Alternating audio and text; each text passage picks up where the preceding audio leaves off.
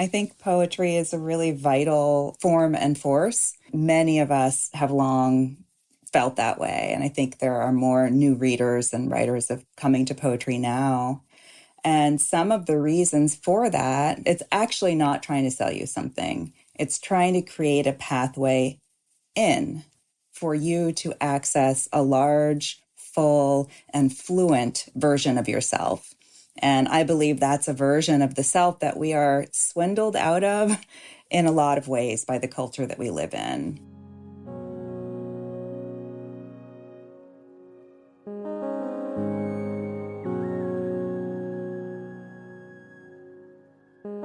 Welcome to The Design of Business.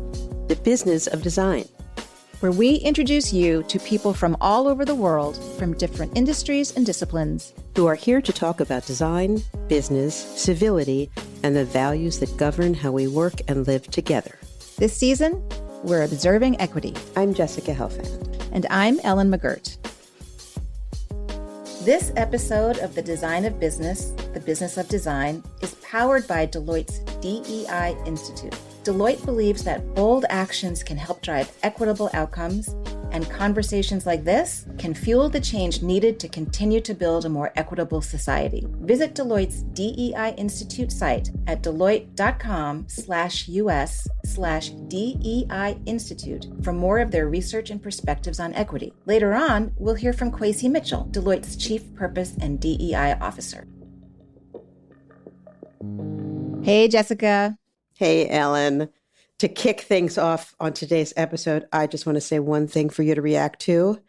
Poetry is anti-capitalist. Who knew, right? Right. This is just one of the many brilliant and profound ideas our brilliant and profound guest will introduce us to in today's episode. And let me just say for our audience, this one really knocked Jessica and me off our feet. The brilliant and profound guest in question is the Pulitzer Prize-winning poet, professor, and librettist Tracy K. Smith.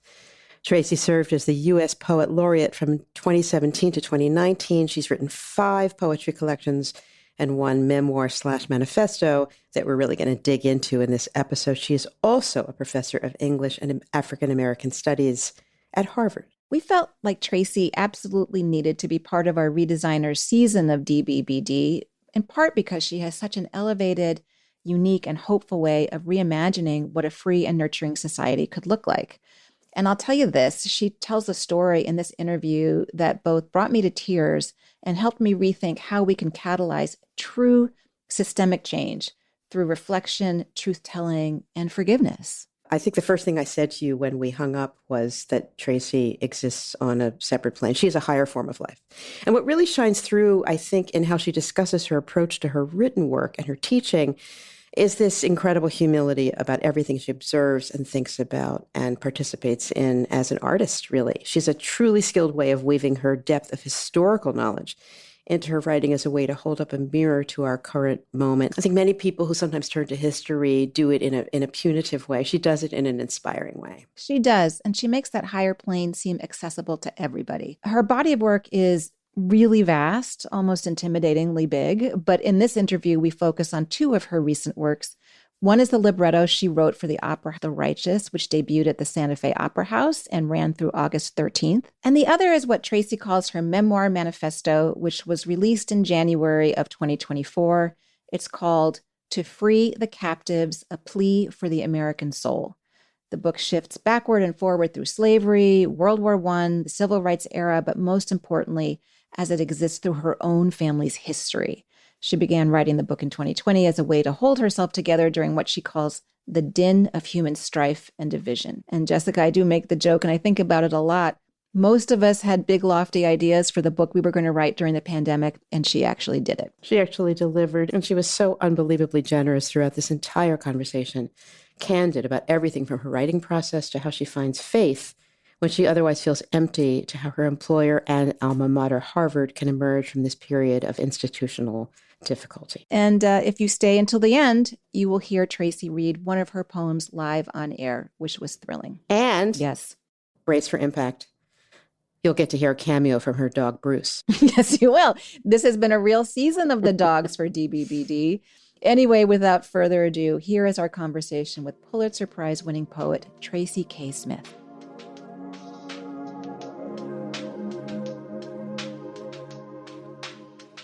Tracy, I wanted to just say that a funny story. I almost met you at the Santa Fe Literary Festival this year. You'd come off stage. I was in the green room. I was a moderator on another conversation. And I was about to shyly come over and say hello with a copy of your book.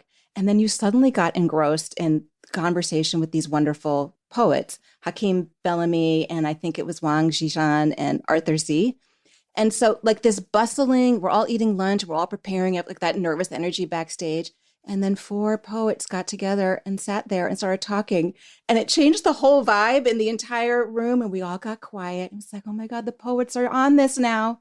It just felt so good to be in a room where creative people were finding each other. And it like something good is going to happen now that you'd found each other. It was such a delightful indictment of the nature of poetry to capture our attention. It was like happening in real time. We thought we'd have you kick us off with just a big picture view of the role of poetry in society today. Oh, I love that question. I think poetry is a really vital form and force.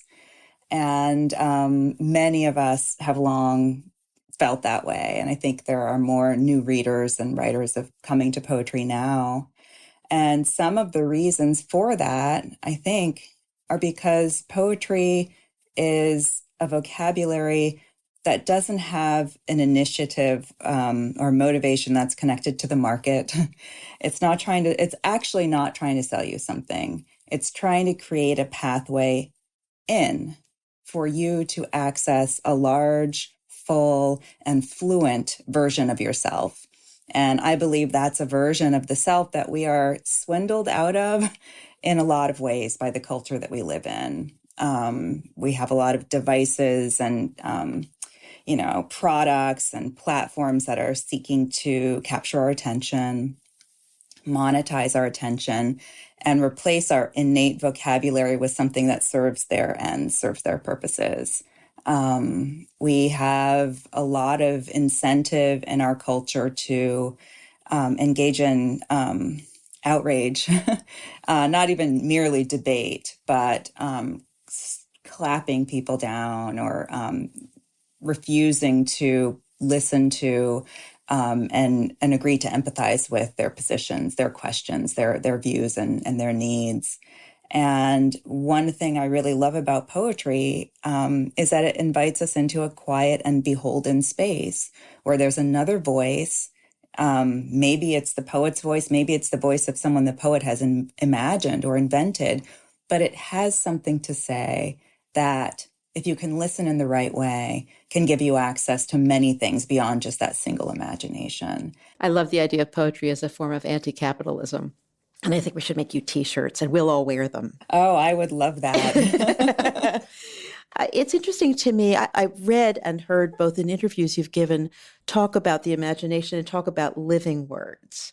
And as someone who cares deeply about history, in your work and in your writing and in your most recent project that I think we're going to get to in a moment, I wonder if you could unpack for us a little bit what you think of as living words. Yeah. Well, there are lots of sites of living language or living words. Sometimes I feel that nature is one of the, chief articulators of living language. And I say that because of the grounding effect that wind and rain and birdsong have on the addled human mind. But I think we also, we hold a lot of living language. They're the terms that emerge that haven't been put on our tongues, So when I think of the deadest, most, the opposite of life-giving or living language, I think about, like liking and clicking and following and subscribing and posting and doing the analytics on all of the posturing that we do with so much of our time.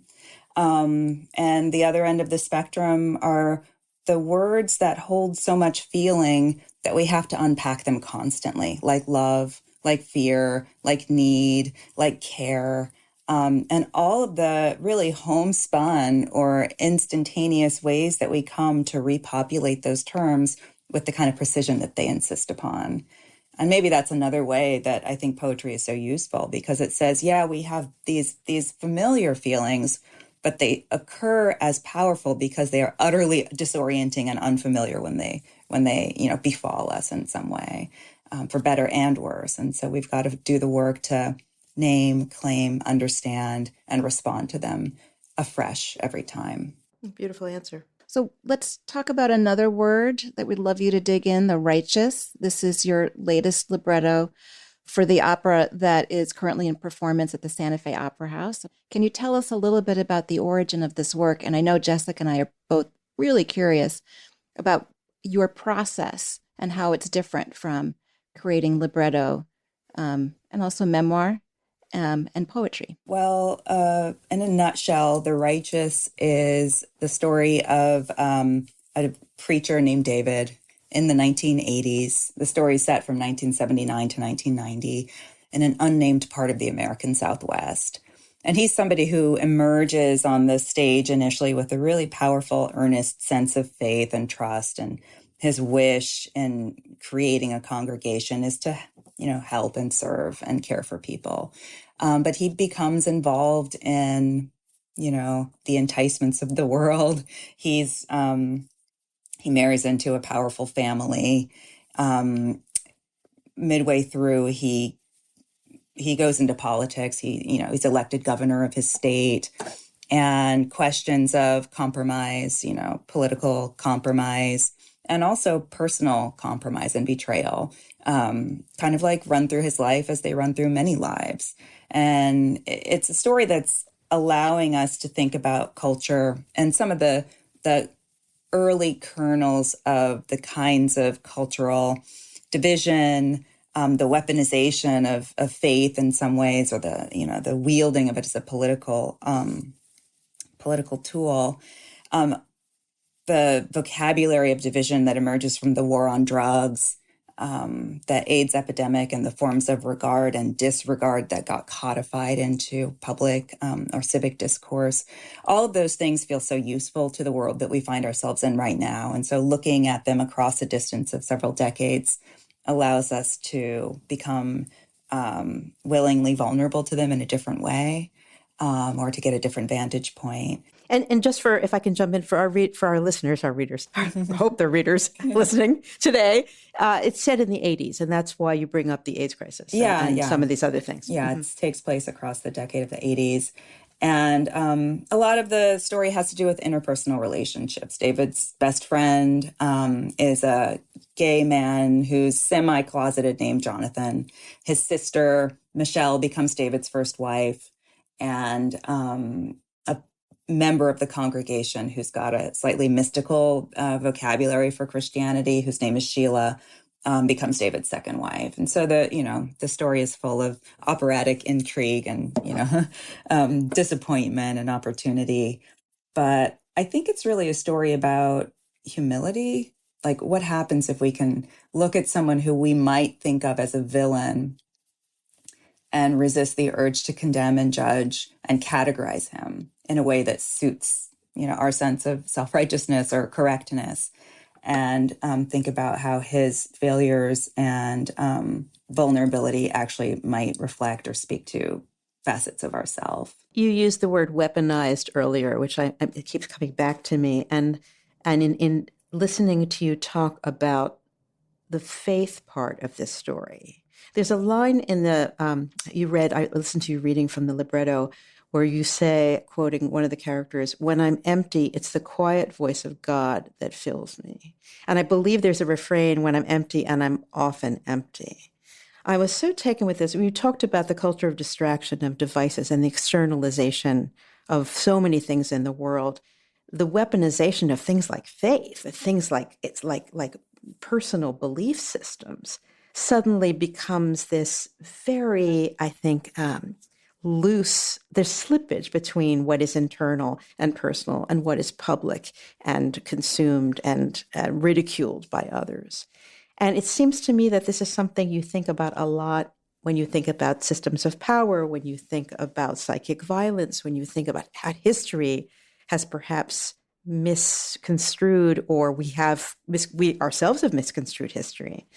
And I wonder if you could talk a little bit about that, in particular with its libretto, perhaps, why it's set in the 80s. What is it about that era and our 2020 hindsight, perhaps, or not 2020 hindsight, in looking back these many years to understand where things became righteous or wrongly righteous or failed in terms of their aspects of humility that might have served us in a different way.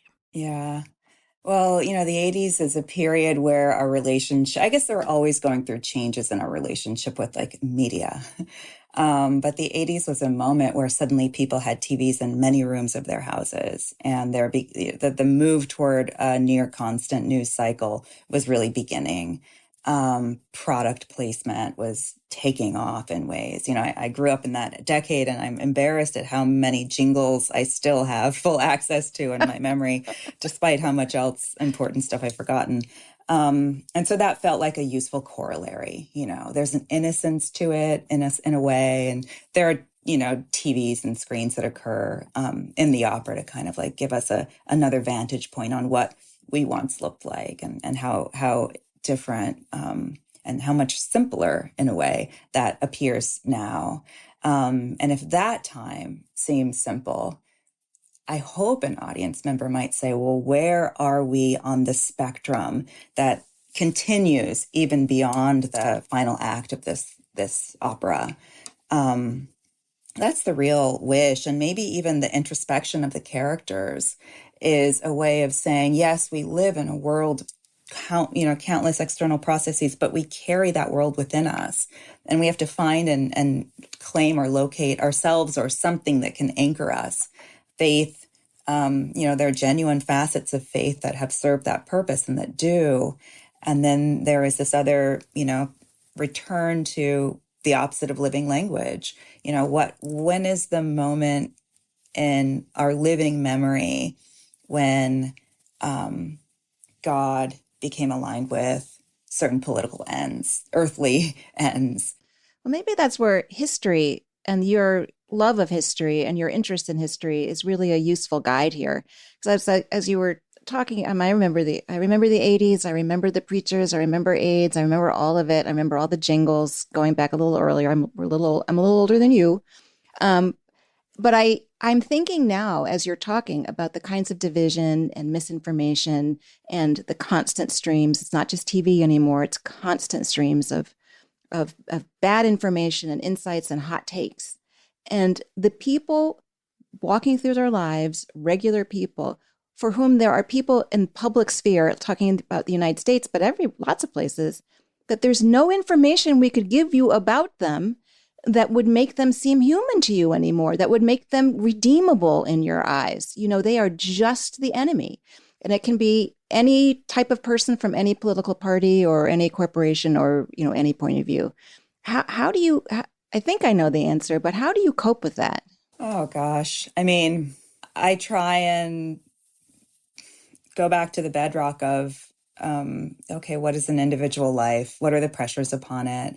What are the moments when a failure can be claimed, admitted, and learned from, and art helps me do that, to move toward either a figure from history or a figure, who's wholly fictional, and to say, I don't like this person, but I have actually, in order to create them or write from their point of view, I have to love them in some way. And to me, that feels like really good practice for the kind of civic engagement that we really need to embrace. Because the alternative is a dead end, right? Like you're saying, to say there's nothing that can humanize these people that have been so neatly dehumanized. The outcome is a kind of annihilation, psychic and otherwise. And so to say, okay, here's a character, I don't feel like she and I agree, but she's saying this thing and I actually hear myself in it.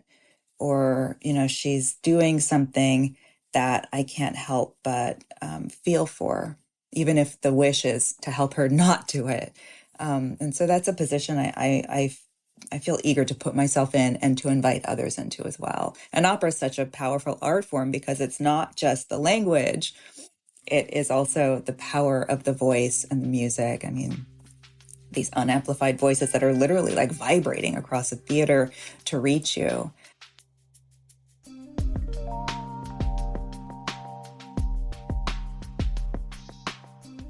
I'm here with Kwesi Mitchell, Deloitte's Chief Purpose and DEI Officer and good friend and sponsor of today's episode. Good to see you, Kwesi. Thank you for joining us. It's good to be here, Ellen. I want to ask you a question with your purpose officer hat on, which was the first conversation we ever had. And as soon as I heard what your job was, I wanted to have it immediately. It just sounds like a wonderful way to walk through the world. But there are so many people, majority culture folks, for whatever reason, who feel threatened by inclusion work. And it can be challenging. Self-reflection can be challenging. What have you learned about linking individuals and organizations through purpose that can help people get through the hard parts of transforming their organizations? One of my favorite things that I've learned with respect to linking purpose with driving change in organizations and society more broadly is having people lean into their privilege. Right. And Ellen, like the notion of privilege in the conversations is that people get into self-reflection, they identify their privilege, and they can, in fact, view that as a detriment that they don't put to good. Right. And so what I am telling people frequently is your privilege is your privilege. Right. What I would like for you to take that and use as a force for good in the way that you sponsor others who don't have the same level of privilege as you at work, and how you lean into your specific communities, how you drive and find purpose and meaning in your work on a daily basis and support others. So that's been one of the predominant things that I've found resonated with so many people and has driven them towards using their privilege through self-reflection and then driving concrete action and creating a better workplace and society more broadly. Thank you so much for highlighting the importance of people's identities, Kwesi. That's so important. Thank you for the opportunity, Ellen.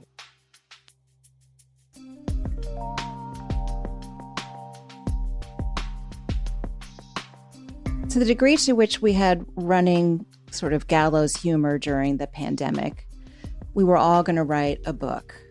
And you actually did. So take us back to, I guess maybe you started writing in August 2020. I'm talking, of course, about To Free the Captives, A Plea for the American Soul. I think, in retrospect, you wrote the book that we needed you to write, and you weren't sure what it was going to be, whether it was going to be another memoir.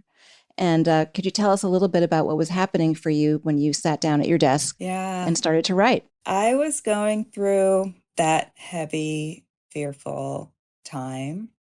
I was realizing, along with much of America, how much we haven't resolved, particularly across lines of race and racial difference. I was excited by the the emerging vocabulary for racial justice that was coming up in places where it hadn't previously operated, and I was disheartened by all of the roadblocks to that, which begin with fear of change, fear on the part of some people who believe they have something to lose by making space for others and their needs and voices. And so I started meditating.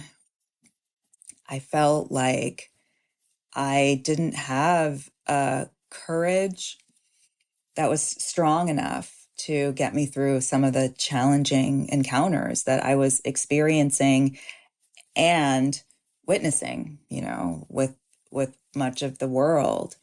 And I started talking to I've always talked to my parents who are deceased, but I also started making space for other voices to enter into that meditative process, to say, who is here, who has experienced this or worse, who can give me some perspective, or at least fortify me for the challenges and the dangers that I feel myself to be facing. And in some ways it started out as like, almost just a wish or a rant or a prayer. I wasn't expecting to receive something, but I was sitting in my yard. I was hearing that bird song. I was thinking about how all the animals were confident in their work while we were quaking. And suddenly I began to hear and perceive other kinds of insight and information and consolation. And so the book began to take shape. I didn't know what it would be, but I was journaling And I was writing a lot of poems. Many of the poems that were published in Such Color were written in that same yard in those same conditions. And then I really began to work in earnest on To Free the Captives as a volume in 2021 and 21. And realizing that one way of thinking about what I was working on and burdened by was to think about the American imagination and the ways that freedom and roadblocks to freedom have been sort of like percolating there for centuries. They've been instilled within our perspectives of ourselves and one another. And much of the work, I think, of waking up to that has to do with being willing to say, I'm complicit in things I don't even believe. And if I can name that, if I can describe what it means to resist that, maybe that would be helpful to others. And so part of the book is really thinking in those very personal terms about family history, and that feeling of both vulnerability and hope. And part of it is really thinking about these patterns in our behavior, in our ways of thinking about each other. One idea that really startled me was to realize, in the American imagination, many people are perceived to be free and to have always been free and to be invulnerable to anything but freedom. And they're people who appear to descend from these histories of power, ownership, subjugation of others. And the rest of us, though we're told that we're, free citizens or members of this culture, we're actually sitting under a lower ceiling because we're not free but freed, which means we come from histories of subjugation. And that which we are permitted to criticize or demand is different from what it would be for somebody who's free and entitled to everything. And it really hurt me to recognize that. But I could see it in the archive. I could see it in my own family history and the documents that I could find about, my ancestors, but also my parents. And when I was really being honest with myself, that dynamic plays out in my life as well, both in, interpersonal relationships and in the relationships that I have to institutions in this country. But I wonder, just staying on the topic for a moment of the book, what written forms did you find? Just the simplicity of the letter D at the end of free, and that little beautiful kind of grace note observation of the difference between free and freed. What else in the writing? What was the form the writing took that allowed you to explore these themes in particular? I love that you asked that question and that you hear that, because a lot of the process of writing this book had to do with hearing language, partly because I was actually trying to think with other imaginations, to open myself up to another kind of energy or insight. And so I was writing with my brain, but I was also writing with my ear and my body. And that meant I was sometimes moving toward sound and finding an idea within a sound that was not of my own making, if that makes sense. I talk a lot about it in the book because I'm shy about it, and because I also am so excited by the fact that this is I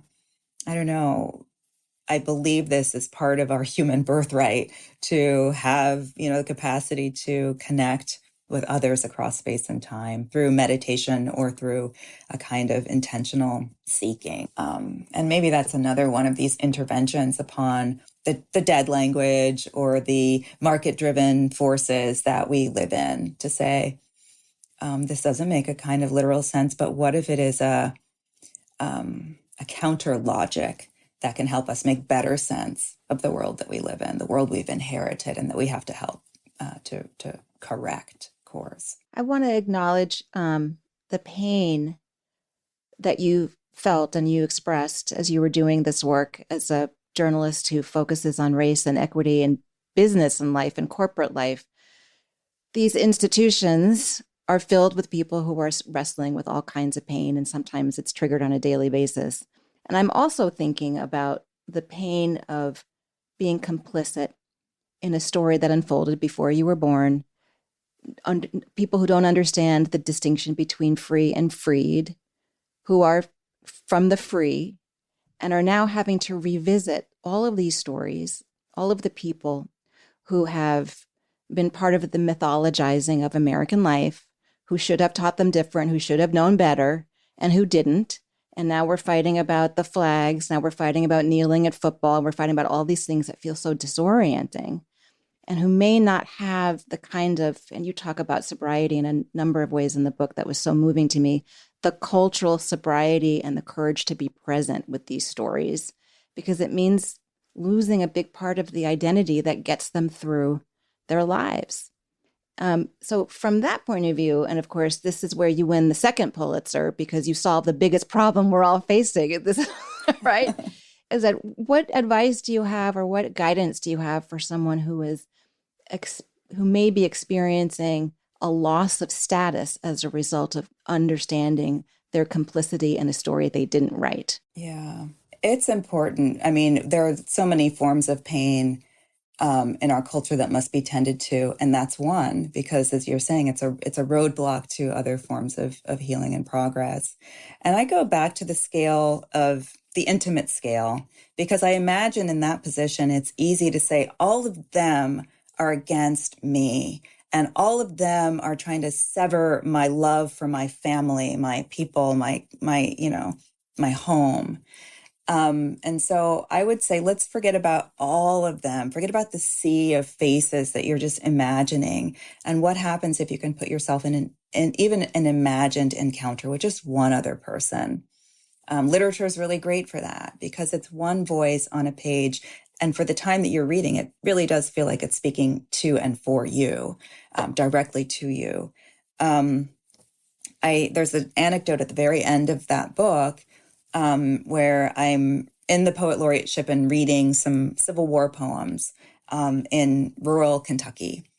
And the reading concluded, and a white woman from the audience came up to me afterward and said, those voices in those letters.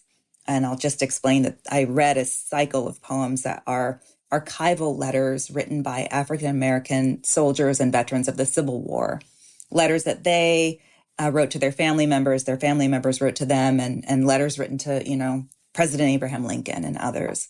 Just simple appeals for information and for care and for help.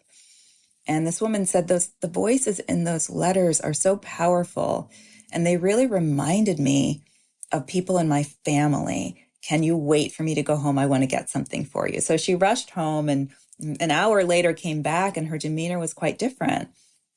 She was stricken looking. She looked worried, but she said, I wanted to get this for you. It's a CD of my grandmother telling stories and singing songs from her childhood in Kentucky. And we recorded her at the end of her life because we loved her so much and we knew that she was going to eventually pass. And then she looked at me and she said, but my grandmother would never have wanted to hurt you. You have to understand this.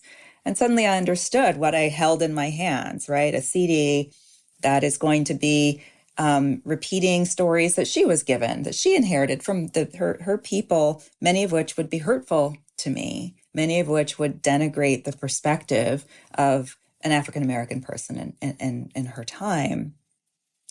I didn't know what to do with that for the longest time. But in writing about it, I realized that woman went home and she had to situate her grandmother in space with these other lives her grandmother had not been taught to revere. And something happened in that encounter. I like to imagine that her grandmother said to her, listen, this changes everything. We have to start remembering history differently. We have to start telling new stories. And so she came back and she fulfilled this commitment to me, a total stranger. But in doing so, she shared with me this sense of a different kind of conviction. I don't know what she's gone on to do. I don't know where she would stand in relation to the story as I just told it. But it gives me great hope to imagine that at the personal scale, the interpersonal scale, not the massive collective scale, we can bolster the kind of willingness to rethink things and to situate all that we've held tightly to alongside other things that we must begin to care differently for. This does, to me, get back to teaching. I was for many years at Yale, and I always worked with primary sources. And I remember thinking, as a child of historians, that there had to be a way to get students to recognize and hear and pay attention to voices that were not familiar to them and resources that were not familiar to them. And Yale has a marvelous collection of Holocaust audio testimonies, and they're messy and rickety, and they're from the 70s, and they're not sexy at all. And to bear witness to those voices and to listen to those stories and to learn something that you might not hear because it's not part of your world. I remember thinking I had these tiny classes, but I was eager to find a way to engage in a conversation with one student at one time, looking at one new thing. The first time they saw onion skin paper, the first time that woman from Kentucky heard something in your reading. And, I'm reminded of, again, you have this very public life. You have this very public remit as a Pulitzer Prize-winning 2-time poet laureate. And yet in a moment like that, the intimacy of that conversation with that woman went very, very deep.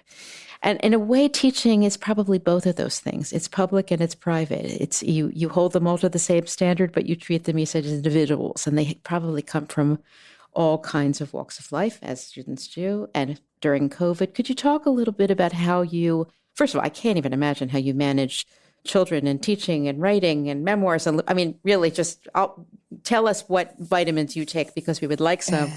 But I wonder if you could talk about the challenges of teaching in these last few years. Well, there is a really present, unabashed form of need and emotional vulnerability that has emerged since 2020. It was brewing before then. We were talking about student anxiety, threats to their, literal survival before 2020.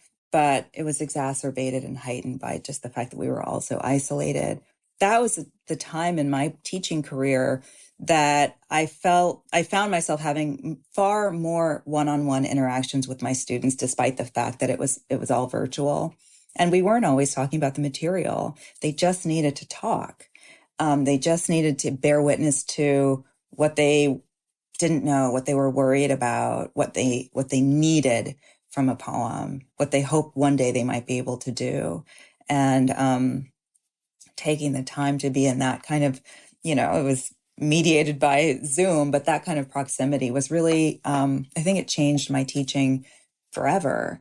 I understand that we read poetry because it touches us emotionally. It helps the heart. It helps the unmoored mind. And I know that, but my classes before that kind of literal realization were really rooted in craft and literary history. And now I really make space to say, okay, what is this poem asking you to do? What is it asking you to recognize? And that could be a poem that you're reading or a poem that you're writing. So that, the whole self enters into the space. It doesn't mean that we're not still grappling with difficult material. It doesn't mean that we all will agree, but to understand that you're in the room, not just with brains, not just with, robust young resumes, but with people. That's huge. And I hope we really don't go back to the other model of expecting them to distance all of that from what happens when they're in the presence of their teachers. And students are really eager to bring all of their energy, experience, and expertise to bear, not just upon excelling in a class, but on helping people. I understand my students really want to help the world because they recognize that it's in peril. And so they're writing poems or they're writing about literature in a way that seeks to make sense to the challenges that we find ourselves in the midst of. I understand they have an even more robust vocabulary of conscience as a result of the last several years than they did before. And I'm really grateful for that. There's a reason for hope right there. Yeah. There is. There is. And Harvard's been going through a lot in the last few years. How would you characterize some of the more public issues that Harvard's been having in terms of how they're dealing with their own reckoning in the world? Yeah, every time I'm tempted to say it's a tough time for Harvard, I realize what's going on everywhere else in the world, and that gets tempered. And I think that's a helpful kind of corrective to the sense that, oh, this institution is struggling with public criticism, political pressure, and divergent views about what it means to belong and how we must safeguard the belonging of all people, all groups, all perspectives. I have a lot of faith that the longstanding institutional imagination at places like Harvard, and Harvard is not alone right now in its struggles, can unlearn the need to be the authority and can unlearn the need to venerate its own history at the expense of acknowledging its vulnerability. Because it's the vulnerability. I'm sorry, my dog is barking. Tracy, do you have a dog? I do have a dog, and the mail must be here. I'm sorry. Oh my God, there's a dog and a mailman issue happening? Yeah, it's like 1950. That's the best. What's the dog's name? His name is Bruce. Oh, Bruce. What's not to love? Oh my goodness. Yeah. That's great. So I don't know how to go back to. Well, can I build a bridge there? Because I got listeners. Jessica just did me such a solid by jumping in with a lovely story of her teaching, because I was literally weeping at the end of the story of the woman who came back with her CD of her grandmother's songs and stories, and realizing in that moment that her grandmother was part of a system that was free and was hurtful to other people who had been freed and would continue to be considered that way. But the act of imagination that you described, Tracy, was so simple, and it completely sort of blew my mind. When I think about change, I think about systems change. I think it has to be huge. I think we have to be all on board. But actually, no. What you described was a woman who had gone through whatever she'd gone through, had the courage to come back and talk to you with her beloved grandmother, who everybody loved, with the idea that if her grandmother was there today, understanding what she herself had just gone through, her grandmother would come to this conversation differently. And she was imagining her grandmother today, which you do in your books. We feel like we know your parents because we've been reading your books, and we're getting to know them in new ways as you are getting to know them in new ways. People who have been harmed by financial institutions and, really aggressively harmed by the kinds of, financial and limits on financial achievement and joyful achievement and family achievement that this country is known for. Now I'm hearing all these themes. Everyone should get to just be quietly sitting in a room where poets are working things out. Like that's the goal. But the same thing is with Harvard, is that can Harvard stop, and what I heard you say correctly, thinking of itself as the standard and venerating itself and its history and bringing new imagination to every moment where they're encountering other people, students, community members, people who work in the cafeteria, people who clean the room, all of these things. That's the moment, that it's not system-wide change where I need a pitchfork out in the streets, although I do love those moments, but they're moment-to-moment reimagining who we are and the people we love around us and how we would meet the moment now, given what we are learning and discovering now. I love that. And when you put it that way, isn't that the easiest thing we can do? Well, yes, it is much easier than what goes on in my head. Exactly. We can actually become reflective and talk. Yeah. So as wild as these times are, and as heartbreaking as the past year has been, I'm grieving for President Claudine Gay and everything that she was made to experience. I believe that we can learn and be willing to change course It's what people do all the time. That kind of resilience and insight, and I think humility in the face of, closely felt beliefs about improper behavior, that forgiveness and flexibility is, I think, are all qualities that make me think of your poetry. And I wonder if this might be a moment for you to read us something. I would love to read something.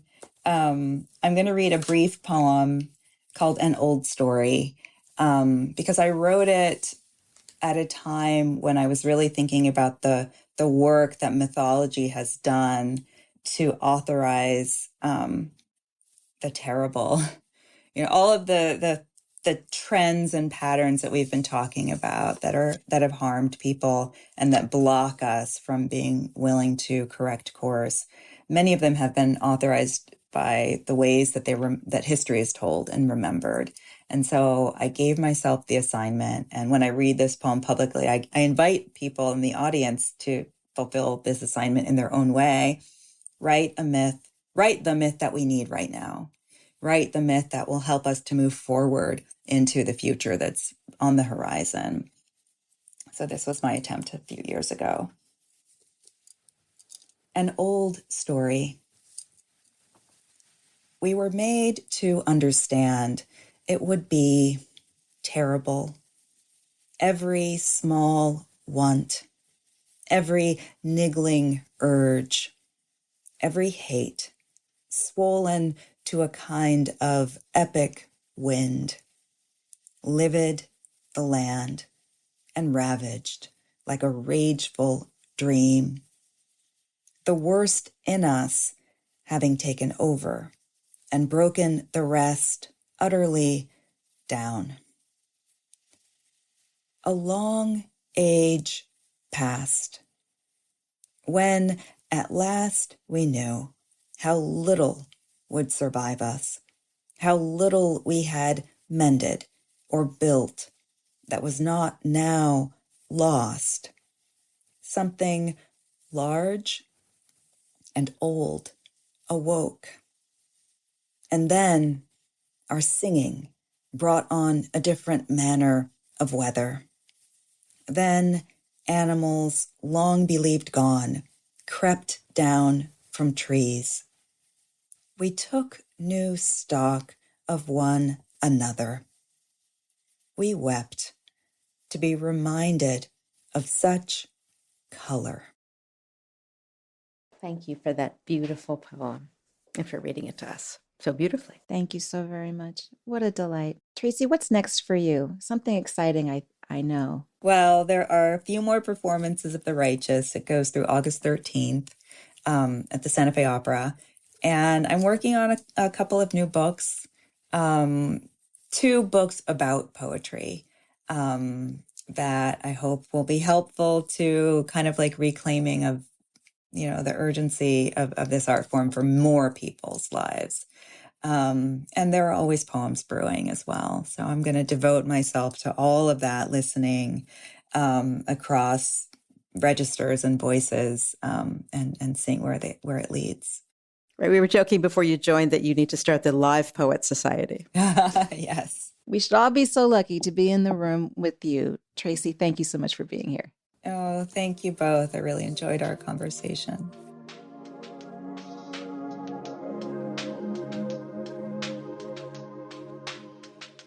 I was having a really bad day yesterday when we stopped to do this interview, and it just changed my mood entirely. And one of the reasons it changed my mood entirely is that I sometimes think that language is so easily, as she says, weaponized. Language has become kind of low-hanging fruit, right? Prompt engineering, anybody who can string 2 words together, we're all going to be replaced by bots, right? It's easy to see that language becomes something that is not, terribly reliable. And she not only disproves that idea, she is a sort of living, breathing exemplar of that.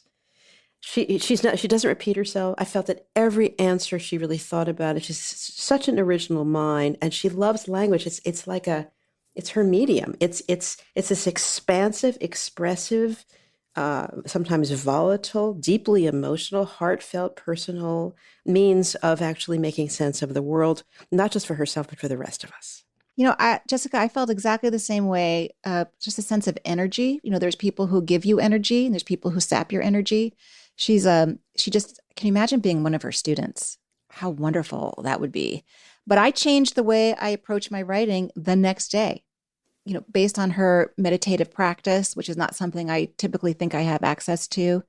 And so the mood continues for me today.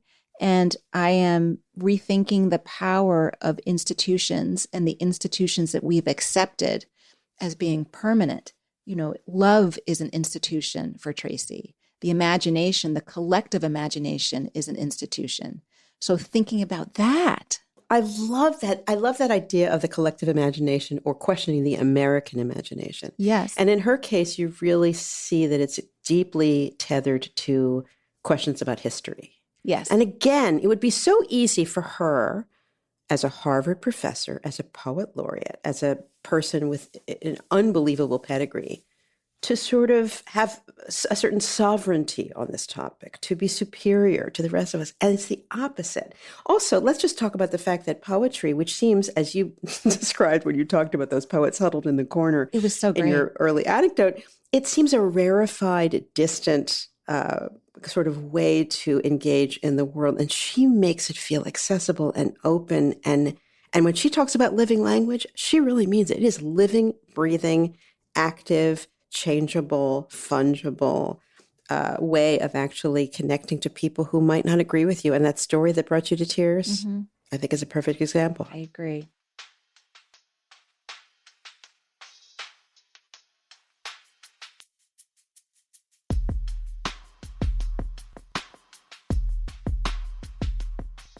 You know what that music means. It's big swings, small wins time. I'm thinking you have something for us this week, Ellen. Hit me. Yeah, I think you're gonna like it. So we've had a lot to choose from lately, if you've been paying attention to what's going on in the world. But this week, I'm going to give it to the Paris Summer Olympic Games. I'd say the opening ceremony in Paris thrilled some people, confused some people, and enraged others, which is typically the sign of a very big swing. But that's not all. What do you think?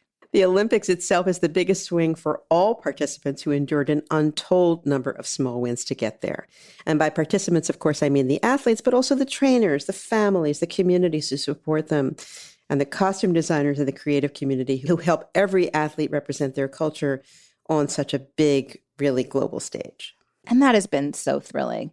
But here's another piece of it that I just wanted to flag and celebrate. The biggest win of all, for the first time in history, the Olympic Committee has achieved full gender parity on the field of play. That's a quote. Having reached the goal of 50% female athlete participation, we'll know the full tally at the end, and there's a long way to go before girls and women have the same support in their athletic journeys as boys and men do, but it's an incredible achievement. Gender parity has made for amazing stories, and I think you have some great examples of a couple of athletes who've really made their mark on this particular set of Olympic Games. So here's three. There's so many. Like every time you give a person that excellent the stage, you hear a story. But I don't know if you heard the story of Nada Hafez. She's an Egyptian fencer and a former Olympian. She was 7 months pregnant during her bout, and nobody knew. And speaking of babies and families, Alison Felix, who's just an extraordinary athlete, helped establish the first nursery in the Olympic and Paralympic Village. I'm struggling to comprehend what it is to be a fencer who's pregnant. I just that just stops me. There's oh my God, the bravery, the skill, the professionalism that must be required to just maintain your body in this altered state on a field of play. It's hot in there. It's true, exactly. Yeah. And I don't know if you knew anything about women's rugby. I didn't know anything about women's rugby, but there is a player for the U.S. named Ilona Maher who caught my attention on social media for her truly hilarious and occasionally poignant Instagram reels and TikToks, where she pretended that she thought the Olympic Village was the Olympic Villa, which was like a dating site, and she was there to find love. It was like, she's so funny, but she's so body positive, and she's so strong, and she's so beautiful. And the U.S. rugby got my attention like no other commercial could ever have done. I followed them closely. I love her dearly. It's kind of a beautiful example of citizen journalism of when an athlete who's participating in the games chooses to take to their own channels to highlight, amplify, celebrate something. It's a beautiful example of the collective really at work. And as a media person, I would think that that's also thrilling to you. It is to me. It is really thrilling. These athletes are at the top of their game athletically, but they're also in terms of being able to communicate their experience, how hard they work, what matters to them. And that one or team to many voice is going to make a difference for generations to come, I'm sure of it. Anyway, that's it.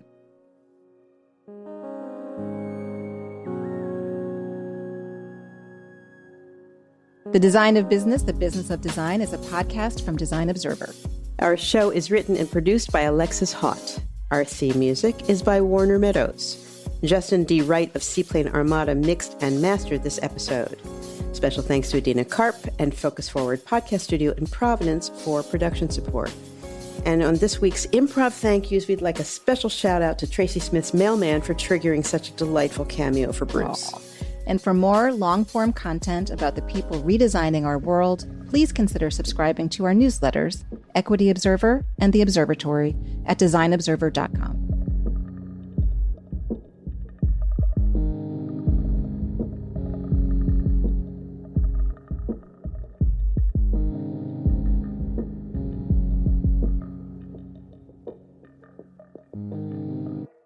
The Design of Business, The Business of Design is produced by Design Observer's editorial team.